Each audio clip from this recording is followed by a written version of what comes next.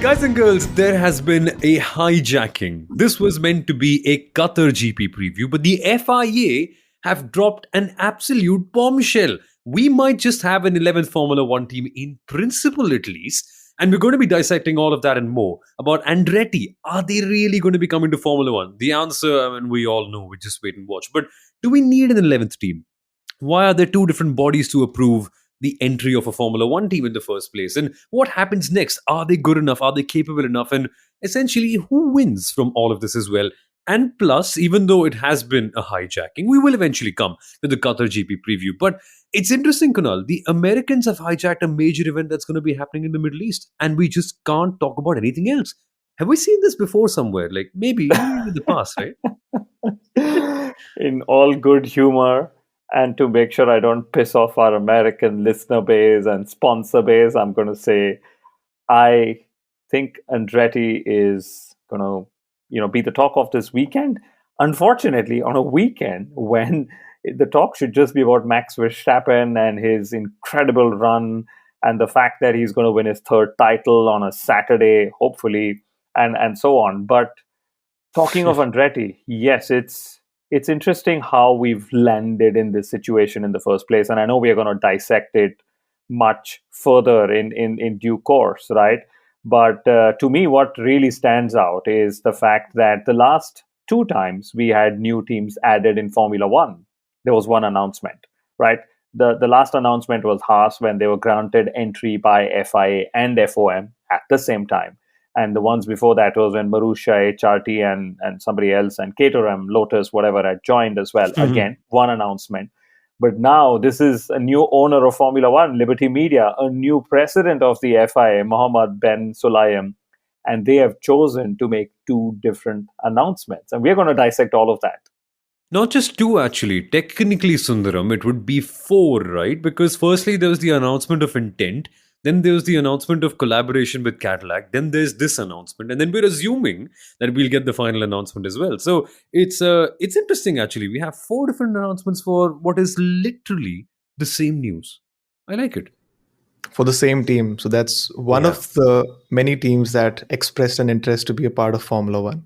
And I know it's a pretty long procedure. It has to be, right? It has to be a pretty lengthy procedure. But the next set of discussions is the most interesting and spicy bit, the part that we are really waiting for. And I think that's going to be the biggest hurdle for Andretti. But long story short, I am very excited about two things. Firstly, that we have an 11th team, because that opens up more race seats, which gives us the opportunity to see a lot more talent on the grid. I mean, a couple of years ago, it almost seemed that Sergio Perez may not have a seat because he was ousted and Sebastian Vettel was coming in, until Red Bull came in and gave him a race seat. But we've all often spoken about this, that this is such a talented driver, but he doesn't have a race seat for next year. So in that sense, I'm happy that we're having an 11th team. And I'm also very happy that that 11th team is going to be Andretti in specific. Yeah, and we'll get to the specifics of why we love Andretti so much in a second. But folks, this is the Inside Line F1 podcast. My name is Somal Arora. I'm the host of the Indian Racing League on Star Sports. I'm getting used to this new intro, but I'm also the voice of the MotoGP Indian Grand Prix as well. Joining me as always, Kunal Shah, the former marketing head of the Force India F1 team, currently an FIA accredited F1 journalist who's working as an F1 expert at the Viaplay network. I complicate it so much because it is a complicated title, but it's basically, long story short, if you're in Norway, he comes on your TV and talks really good, interesting stuff about Formula One. And to simplify it even further for our next co-host, F1 Stats Guru, the man behind all the numbers that you see floating around on every Formula One weekend. He is the man in the WTF1 talent pool as well. Any interesting stat you see this weekend? 90% chance it's going to be coming from his Twitter handle itself. But folks, big question for this weekend, right? I know the sprint is coming. I know Verstappen might be winning a title on Saturday, which amazes me actually. But the more important part is, and I'm genuinely internally divided on the same, do we really need an 11th team?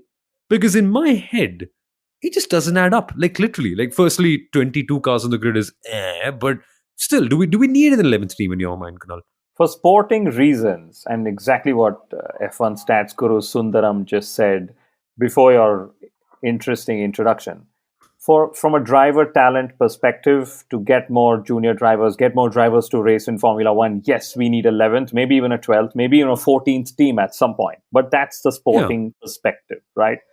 But at no point yet in any of the conversations has Andretti, FIA, FOM, or the F1 teams been objective about Andretti's inclusion or exclusion, right? And I'm going to give a very simple math, which I tweeted out this morning. At the moment, let's assume a very simple thing. Formula One earns $10 a year.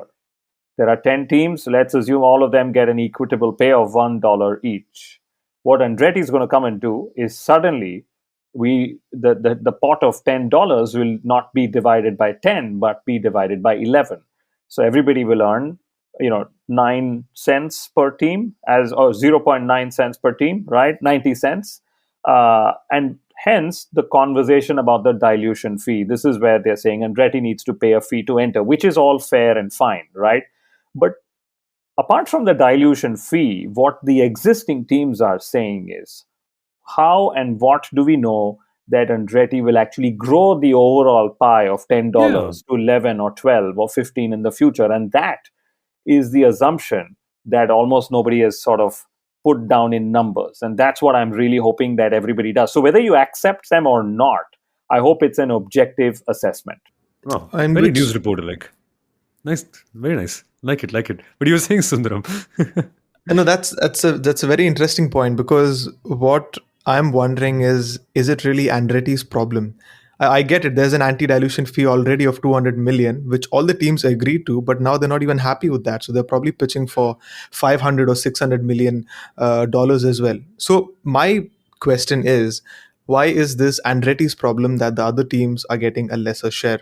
Why is it not something that Formula One has to take care of and Yeah. probably give a bigger pot for people to have an equal share? Because I mean, just to give an example, what happens even in the IPL is, although the sport or the format is expanding, they have been open and welcome to having more teams. And when they had more teams, the valuation of the format of the league was also increasing. So teams are actually earning a lot more when they have new teams, new sponsors, and they're reaching out to bigger markets as well. So why isn't that the case in Formula One? Actually, interesting you mentioned that, because when we had an IPL team purchase for a record price, the valuation of the existing teams as well, Kunal, they also skyrocketed in the first place. That is an objective way to look at it. But I see you have something interesting to say here. The IPL was a much younger league at that time. The IPL was still limited in markets, right? The scope to grow was a lot more. In F1's case, the scope for growth is a little lesser. But just to put another question back to what Sundaram just said, it's not Andretti's problem, which is fine, which is very fair. But where was Andretti with its interest in investing in Formula One when Formula One was not a big sport in the US? Andretti races in every category in motorsport. Formula E, Indy Lights, you name it, they're there, right? But hey, why weren't you then, why weren't you there racing in Formula One when it wasn't as No. big a sport? If you get what I'm saying, it's like, a fair weather friend. Suddenly, hey, it's growing and I want in. A lot of people have also asked me, go Yeah, on, you. Somal. No, on that point. No, actually, I don't want to break the flow. Go ahead. You're Okay. saying. And a lot of people are saying, so what if the existing teams have a loss in value or a loss in earning? But the truth is, they stood their ground. They went through the grind when F1 was at its low, during the transition, during the Bernie Ecclestone era, before social media, before Drive to Survive, before the Americanization of the sport. So it's like I was holding on to my stock, or I was actually investing in the Formula One stock when it was low. So now when it's going on a high, I can still, I can say I was there when the times were bad. So hey, treat me with a lot more respect when the times are good. And that's where the current teams are actually coming out from, I would say. So to me, I fell in love with Formula One as a sport. So one side of me wants Andretti to come in, wants more teams to come in, right? But I understand the business of motor racing as well. The sport is as big as what it is today because it's also a successful business, right? And from a Yeah. business point of view, getting current teams to earn less is not the right way. Remember, it's only now, only the last couple of years, that they are even profitable. Alpine put out a statement a couple of days ago saying we were profitable in 2022, even though they lost Fernando and Oscar and whatever. Imagine, right? And suddenly you're saying, hey, why don't you earn less? And again, what are the guarantees that Andretti will come and will bring a bigger fan base? And where is that fan base? And to get that fan base, is Andretti really a best marketing tool or best marketing tactic? And if anything, could Andretti cannibalize existing sponsorship deals that are there within Formula One as well? Because, Rocket, they've gone 2, 3 teams and they've sponsored them. Sponsors move around in Formula One, right? Depending on the rate card. Andretti is suddenly going to come and not just going to take earnings from FOM, but also end up cannibalizing some of the existing sponsorship. So, like I said, again, I'm being subjective, but I would love for somebody to give an objective view that if Andretti comes in and X percentage of fan base will grow, this is where the fans will come in from, this will lead to X number of tickets sold, F1 TV subscriptions sold, X number of sponsorships sold, etc. If there is a math that falls in place, we will all benefit from this discussion. No, but there never can be that math. But just to bring up upon that point, right, there's two parts. There's a pretty long and well articulated one. So I want to split it into two. The first part, right? The first part where you mentioned about the teams holding on to the stock and about Andretti and where were they in the past. I think there never has been a better time for a Formula One team to enter from the US, because you need manufacturer support if you want the idea of a team run in the US to take part. We have the US F1 team, right, in the past. Bob Varsha, in fact, was on the show as well, and even their team principal, Peter Windsor, to talk about that team in the past. And the reason why it did not quite work out: no manufacturer support, tricky timelines, no real enthusiasm from the investors. So the US just wasn't a fair market. So I don't think we can doubt Andretti for that. Again, just my opinion, because there hasn't been a better time than now. But the catch is, I agree. I agree in that sense, Kunal, that there is no other way to put it apart from the fact that who knows if Andretti are going to expand the pie. Like, I want to break this down into one simple analogy in a way, right? You support your local team. I support the Mumbai Indians. I support Manchester United as well. Unfortunately, we don't talk about that anymore. But we support so many different teams. But why do we support them? The reason why we do, the reason why we watch them, is we feel connected to a certain story about them, right? What unique and different story is Andretti be able to tell, right? For instance, maybe it's an American-born team in that regard. Maybe they have their plant in the US and something of that sort that maybe gets more Americans to watch Formula One in a way. But there already is an American team in Formula One, and the Americans aren't quite the biggest fans of Haas. If anything, if I see it correctly, they're the biggest fans of Red Bull and Mercedes. So it's not an American team that makes an American fan excited. It's Formula One and the stories you tell through Formula One that excites you. So I'm not sure if Andretti really are the answer to anything in that regard. I mean, they help out, sure, but it could be Andretti for all you know, or if it could be Brabham, or it could be, I don't know, BRM if you really start to bring out the old names. But I don't think it makes a difference. It's what unique story you convey that draws you in closer. And I'm not going to start watching the TV just because Andretti are there. For instance, Mumbai has its own table tennis team, but I don't watch the TT League for that, right? Clearly, Kunal. And just to further elaborate this, right now we are chasing the American fan base. Okay, tomorrow somebody will say, I'm chasing the African fan base. So then, hey, we will give an African team an entry, and then there is a Chinese fan base, and we'll give a Chinese team an entry. So I'm just in this space where if you want to grow a sport in a particular country, is this the best way to do that? And if It's it is, not. then please go ahead and do it. But I definitely think there are other ways of doing it as well. And just to add, and there is a counterpoint to this, how F1 treats, and I mean F1 being FOM, Liberty Media, how F1 treats Andretti and Cadillac and General Motors will also define future manufacturer interests. So the FIA has actually put F1 in a very sticky situation, and goes back to the initial question you asked: why are there two announcements, right? First a legal and then a commercial one. I think firstly we remember Mohammed bin Sulayem actually put out the expression of interest without getting an approval from Formula One, because even before he put out the interest, everyone was saying, no, we don't need 11th team, no, we don't need 11th team. And And it's a very sticky situation, but it's just to show how there is friction between FIA and FOM already, which is only getting that much more as the sport gets more popular and earns more money. No, no, 2 points to bring up on that. Interesting you mentioned that. It reminds me completely of the 80s, right? Favorite decade in Formula One of mine. But we used to have so many big wars between the constructors, like the Formula One Constructor Association, and the FIA. In its old guise, it was the FISA FISA. But the point being, the governor and the teams taking part have always been at a tussle, and it's an existential tussle about who really controls the sport, essentially, right? Who are the people here to watch? Are the people here to watch a certain formula of racing, or are the people here to watch teams that go racing and the cars that they make that go racing? Or completely differently, are they here to watch the drivers employed by those teams? Like, this is an existential tussle of the industry. It'll always continue. We've seen it go around in different guises from time and time again.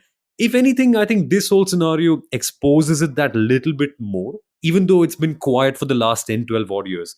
The last time I remember, 2009 breakaway series, Williams wanted to go away, McLaren wanted to go away, Ferrari wanted to go away. They said, we are the Grand Prix World Championship. The rest, they're all hocus pocus teams that don't really make any sense.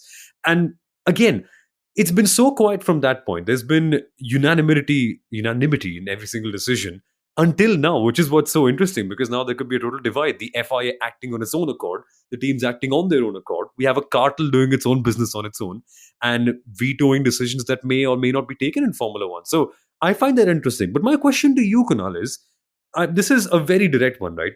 You were in India working for the Force India F1 team, who then had an Indian GP as well. And again, it was a huge rise in popularity for the Indian market in Formula One, quickly followed by a huge drop. Not your fault, but just circumstances in the air. Everyone knows what happened with the race. But just does having the Indian team, did you see, in fact, tangibly, did it make a difference in the number of people following the sport as well, in your eyes, according to all the data that you had with you at that point in time? It did make a difference, right? We could see it in the fan numbers, we could see it in the fan conversations, we could see it in sponsor interest as well, right? But at the end of the day, like you said, Somil, nationality isn't enough to win fans, right? Nationality could be one of the. I mean, imagine if Andretti comes. Let's assume they come, right? And we've traditionally seen new entrants always struggle, right? Imagine it comes and then it struggles, right? Yeah. And what's going to happen? Will fans be like, no, but Andretti is still my favorite team. Put Alex Palou or to put Colton Herta or whoever in the team. Yeah, which is, if that was the case, wouldn't they be Haas fans already? Yeah, exactly. And, yeah, precisely. I mean, they have a factory or an office in Canopolis anyway, right? And just to also add, Andretti is gotten an entry because it's also racing in other series. Had a very good proposal as the FIA said officially, right? And by the way, I've asked the question to the FIA saying, what about the proposal actually appealed to you, and why not Rodin or why not somebody else who sort of went in there? And interestingly, Andretti hasn't been the most successful in single-seater series of late in the last few years as well. So they are seeing a downturn as well. So it's another thing to just give a team an entry and then pay them money to come and race in Formula One, right? But to expect them to be competitive and to help them to be competitive, that's the main thing that also teams will need. Because I don't think, American fans will follow an American team if it is the 11th slowest team on the grid. Quite simply, I think another fun way to put it is, if you are all watching your World Wrestling Entertainment these days, which for the last few years I haven't been, not really my taste anymore. But the point being, if that was the case, if the American fans would follow the American hero, maybe John Cena or Cody Rhodes would be the champion, but they're not. Maybe Hulk Hogan would have been around, but he's not. Like, the whole story of grand American cowboy, hero, savior of the masses is gone. People prefer people of different nationalities as well. It's more stories that appeal rather than nationalities, which is what I like so much. And for more context on that, right, when the WWE came to India, and it's a very interesting parallel, they had a Canadian-born Indian guy as a WWE champion, and it was a colossal failure because even the Indian audiences had seen through it, and they realized that it's not just an Indian guy I'm cheering for. I'm cheering for an interesting character, which is why I will watch the wrestling that you give me on offer, not just because Indian guy I'll watch. So that story, in a way, I feel is something of the past. I feel. I think audiences are far more mature for that, and I think we can all look at ourselves for the same thing, right? Even though in India, for instance, we don't have any Indian driver, any Indian team, but the market is still growing largely. It's not the India connection that's getting us into Formula One. It's just Formula One. So maybe we just need 10 teams and better products, I suppose. Maybe better racing, which is what brings us to this weekend, Sundaram, because Qatar is one circuit where you do get better racing. And for our mercy as well, they've also given us two races at, in my opinion, one of the best circuits in the entire calendar. So we have the sprint on Saturday, main race on Sunday. Verstappen potentially winning the title. But what really appeals to you the most about the racing this weekend, personally? I think the fact that we're going to see a sprint race under lights, the first time that we're actually seeing a sprint race under lights. No way. Yeah. For real? The first time. Yeah, it's the first time we're having a race. I would trust F1 Stats Guru when he says that. Have we never had it in Jeddah or something? Do not put me in doubt. I know I wrote the stat. Do not put me in doubt. Yes, this is the first night Wow. sprint event and the first sprint event in the Middle East. But it's also, I think that's the one thing I'm really looking forward to. But it's set around an interesting set of circumstances, which is the fact that we have only one practice session, but the track has been resurfaced. There's a completely whole new paddock area, and there's a lot of other changes on track which have happened. So teams have very little time to figure out the setup for the race. Fun. And that's what's going to be the challenge this weekend, right? The main thing that's going to sort of be is FP1 limited time. You're going to get a setup because parc fermé conditions will fall in from Friday evening after qualifying.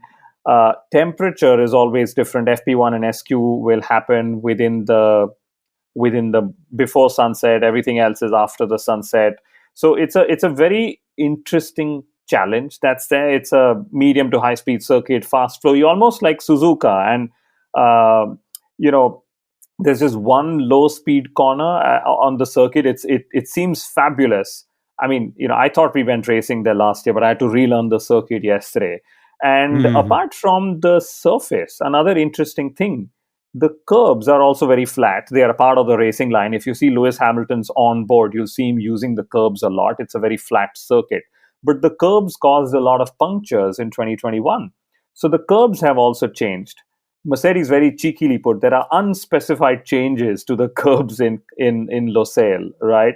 And it's FP1 is also going to be understanding how those curbs are impacting cars and reliability and punctures and so on. So it's going to be a lot of focus on setup, very few upgrades because you have limited time to test them, and then soon we are just going to be on the business end of the weekend. But I have two very interesting questions. Is it Qatar or is it Qatar? Because both of you are saying Qatar, I'm saying Qatar. So that's one. The second question is it Losail with an O or is it Lusail with a U? Because F1 and teams are using different things. And I think I'm using U because that's what I read last, that it is Lusail. It is Lusail, isn't it? It is the Lusail. Wikipedia says both, and I know I'm the only one who reads Wikipedia, and Toto Wolff probably definitely doesn't. So No, Wikipedia said U and O are both correct. If I'm not mistaken, and if the circuit entry gates are correct, which is what I remember them to be, it is the Lusail. Qatar officially is also using Lusail because it is in Lusail city. But then I don't know why so many people are also using the O, which is Losail. But Somil, why are you calling it the Qatar GP and not Qatar GP? I'm curious. Oh God. Okay, Sundaram has something to say. Because the actual pronunciation is Qatar. It's not Qatar. Yes. So am I being very British or very American or what? Now, I'm going to be very interested to hear what David Croft says on the commentary because I've not paid attention to this, but it is actually Qatar. He says Qatar, like with a proper. We've got a Qatar, like it's actually something of that. It's actually Qatar. You really have to stress on the Q. It's actually Qatar. Yeah, Q, but the it's Q? not. It's the Q. Okay. The Q. Yeah, the Q. The Q. Yeah, the Qatar Airways. Yeah, interesting. Hey, no, but funny you mentioned that. By the way, folks, if you're all thinking Lusail, that sounds familiar. If you were watching your football last year, it is the same Lusail, the one that hosted the World Cup final as well. Lusail, iconic stadium. I'm sorry, how can something be iconic before you build it? I don't get it. But it's the same Lusail city, which, by the way, Sundaram, in 2004, when they built it for MotoGP, at that time it was a city for the future, which they had planned to host major sporting events. And now they have the World Cup and Formula One in the same calendar year. It's been a year since the World Cup? What? No way. Yeah, it's been a year since the World Cup. Actually, it's been a year since Argentina won it. Oh my Uh, God. but back in 2021, when we had the Qatar Grand Prix, I thought this was the only race that's ever going to be held at this track, because there was also a lot of rumors that Qatar is going to be hosting a street circuit. But if I'm not wrong, although Qatar has a 10-year race contract, it's unknown how long it's still going to be on this particular track. So we don't know is the next Qatar Grand Prix actually going to happen at this very circuit. Uh, In fact, that's a uh-huh. very good point. This circuit has put 350 million euros in upgrades, right, on track and off track, new pit buildings, new garages, etc. It probably hosts everything iconic in motorsport, two wheels and four wheels, right? Another interesting point. In 2021, of course, we ran the old spec of cars. So this year, first time new spec of cars, etc., which is why it sort of becomes more interesting. And my mind always goes back to Brazil last year when Red Bull got it wrong and Mercedes won. Could we see a new Yeah. different winner or whatever? I don't know. But anyway, we've been proved wrong 3 times this year anyway in the sprint. So my memory needs a bit of a refresh. But in one of the upgrades, they've gone from 8,000 seats in the grandstands. I can't believe they had only 8,000 before, but this is what the data says, to 40,000 seats in the grandstands. Okay, which means that they believe more than 40,000 people are going to land up. It- You guys think so? Will there be empty stands? yes. No, I think no, Sundaram, because you lived in Bahrain before. Bahrain is, sorry, with no disrespect to anyone living in Bahrain or anyone from Bahrain as well, but it's the last Middle Eastern country you'd want to visit, because what is there in Bahrain? Like, legitimately, apart from the racing, is there anything else particularly? And still people turn up for that race because it's cheap and it's easy to fly to and it's quick to get to, right? It's It's become interesting of lately, to be very honest. When I used to be in Bahrain, I thought this was one of the most boring tracks, and it was quite true in that sense until we had a night oh, race in Bahrain. A not lot the of the track, races, like the country to visit, yeah, not the yeah. track. I'm also told that the Bahrain in I mean I really don't want to offend a lot of my friends in Bahrain, but a lot of people have told me that Bahrain has become a lot more boring than it used to be. But the fact is that the motorsport culture has risen over the past decade. Otherwise, I know people used to tell me that they used to buy tickets for the Formula One race only to attend the concert afterwards. But now they've Oh. actually chosen sides. They actually follow the sport at this point of time.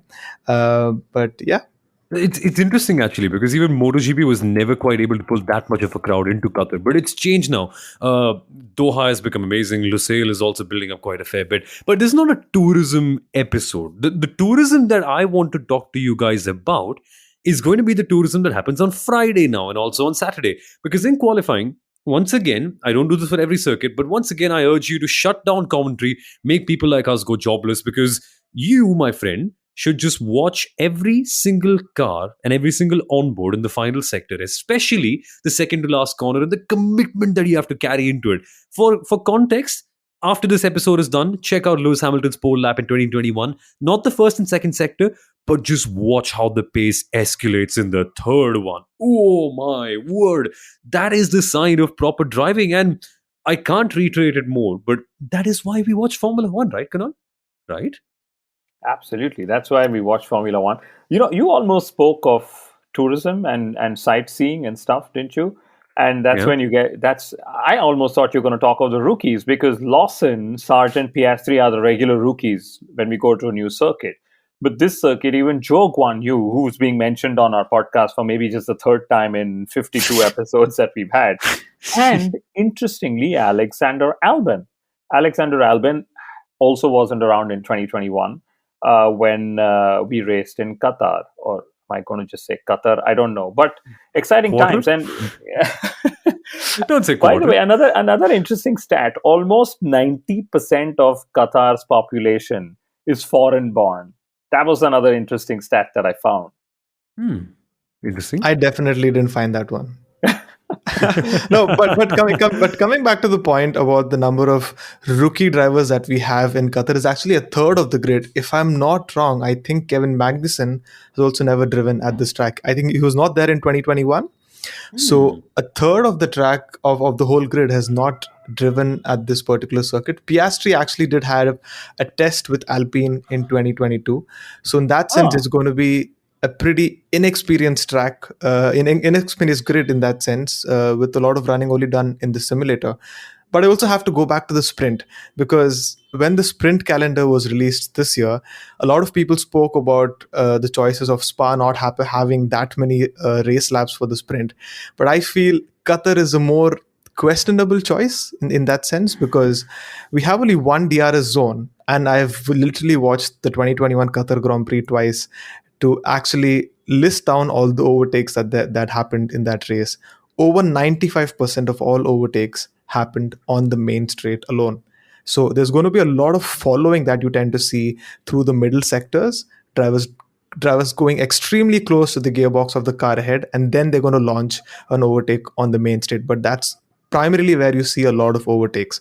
And I feel Qatar's choice as a sprint venue is, I feel F1 has done a lot of experimentation this year in terms of choosing its sprint venues. If you really dig deep, you'll realize that there are short circuits, medium length circuits, and long circuits, and circuits with different types of characteristics. And I feel adding in Qatar is really just an experimentation, also as a night event, to see how this format tends to fare. Yeah. I think it's also about which promoter was willing to pay more to host a sprint circuit. That too. So That they would too. pay. They would pay the Indianapolis 500, or they would host a sprint at the Indianapolis, Motor Speedway if they had to, if they got the money from there, and just Or the have right everybody go. tires. Yeah, on the right tires there as well. But to me, it's I think 19 laps in the sprint, 57 laps in the Grand Prix. The most exciting numbers are going to be Max Verstappen. Could this be the 24th different circuit he wins on? 36th consecutive points finish. What can Checo Perez do? He's got 2 qualifying sessions. I'm sure his eyes are rolling, saying, "Oh wow!" I think, of course, the regular narratives will continue to be Mercedes versus Ferrari. Ferrari has actually not dropped points to Mercedes since the summer break. McLaren has been outscoring Aston Martin in the battle for P4 as well. 49 points, 6 races to go. I think it's going to go all the way down to the wire in Abu Dhabi. And from saying we are fighting for second place and third place in the constructors, my crack actually said in the lead to Qatar Grand Prix that if we finish fourth in the constructors, it'll actually be a strong result for us in the constructors championship.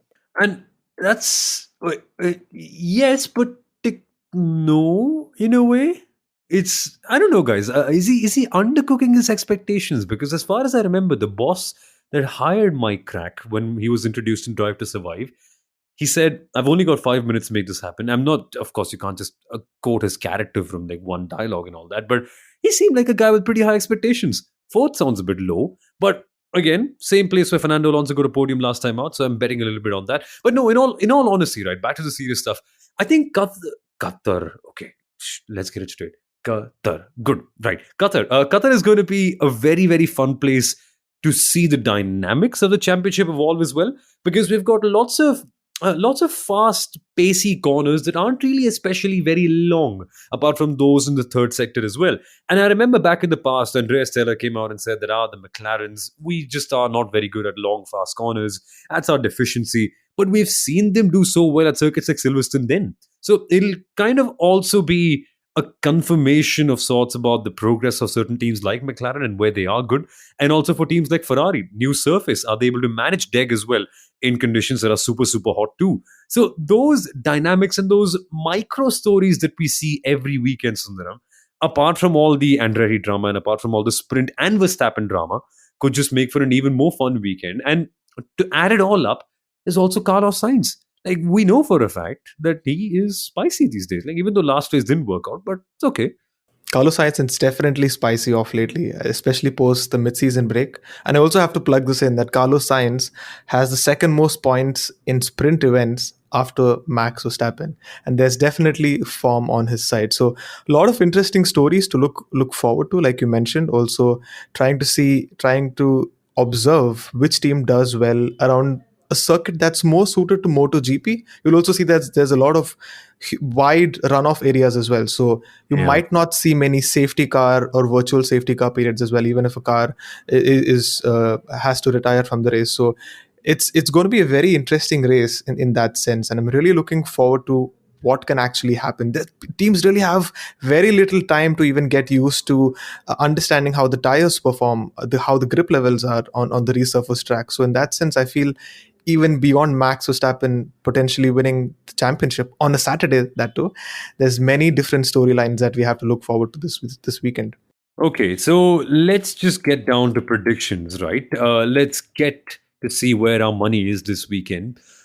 I'm betting on a Carlos Sainz win in the sprint because obviously I like chaos and I'm a really big fan of that. But what are you guys going for? Because the race win, I don't think it makes any sense to bet for anyone apart from Max, unless we see a super chaotic Friday. But that's just me. I'm putting my money safe. Verstappen on Sunday, Sainz on Saturday, which means I'll also have to bet on. Oh, it's actually tough, guys. Are we going to do predictions for Friday qualifying pole sitter? Then Saturday qualifying pole sitter, then Saturday race winner, and then Sunday race winner. Like, that's going to be too much, right? So what are we doing here?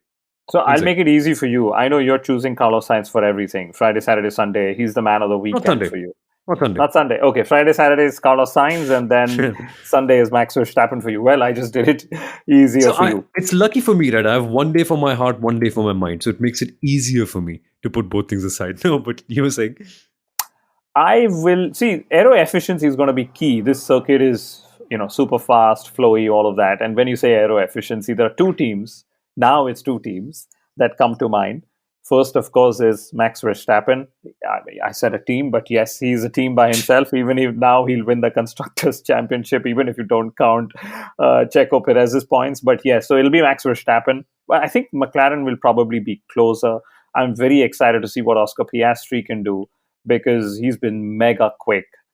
He's been riding momentum. Everyone's been saying great things about him. So I think it's going to be a Verstappen McLaren sweep in most ways. I believe Ferrari and Mercedes are going to struggle, but Ferrari will be closer to Mercedes because Mercedes has actually come out and said that now we are worried that Ferrari has better tire degradation than us.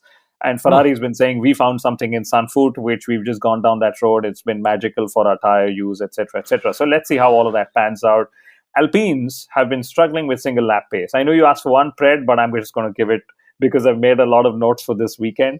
Alpine is going to be struggling, even though they had a great race the last time around. But I just think they've lost some performance or a lot of performance in the last few races, right? Because I think just two cars have been finishing in the points in 2 out of the last 9 races. It was in Suzuka and Sunfoot. And yeah, it's just a disaster for them.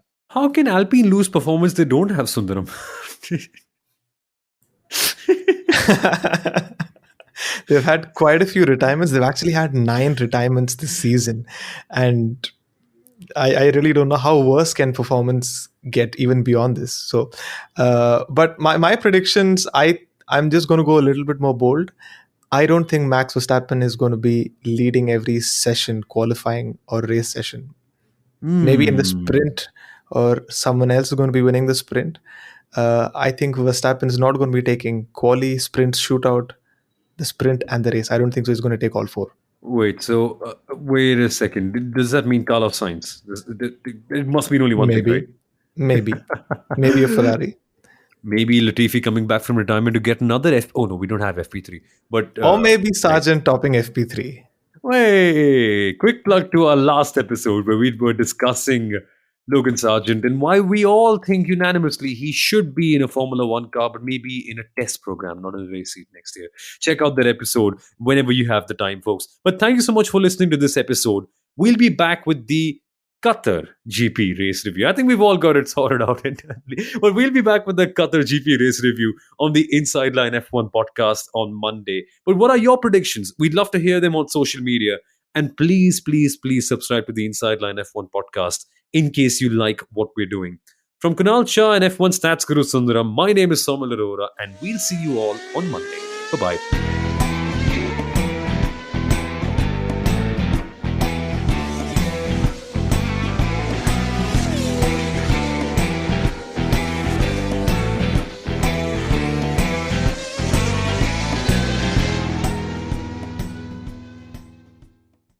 Powerful is the Cox network. So powerful that one day the internet will let your doctor perform miracles from thousands of miles away. Connecting to remote operating room. Giving a whole new meaning to the term house call. Operation complete. The Cox network. With gig speeds everywhere. It's internet built for tomorrow, today. Cox, bringing us closer. In Cox serviceable areas, speeds vary and are not guaranteed. Cox terms apply. Other restrictions may apply.